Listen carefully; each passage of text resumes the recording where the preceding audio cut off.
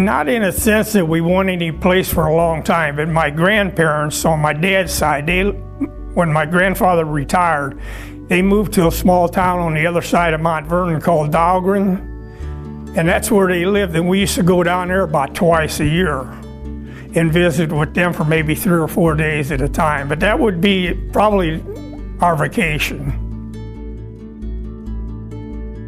On my mother's side, I have very little recollection of my grandfather because he passed away when I was 6.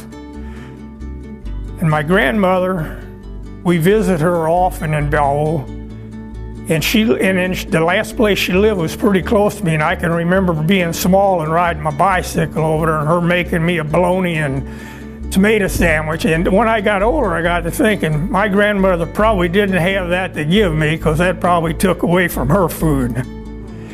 And then my grandparents on my dad's side, from going down there, my grandmother, she was about the sweetest person you want to know. She lived to be just shy of 112 years old. And she had an excellent memory up to the end, and she fell, and that's what kind of, at the end, what ended.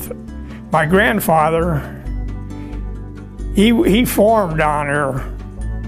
And he farmed, he just used a team of horses and a plow. And I can remember being down there when he'd be working and he'd take that plow and he'd go to the far end of the farm and he was just a little dot at the other end of the line. Then he had to turn that thing around and come back the other way. He'd only turn in one furrow at a time.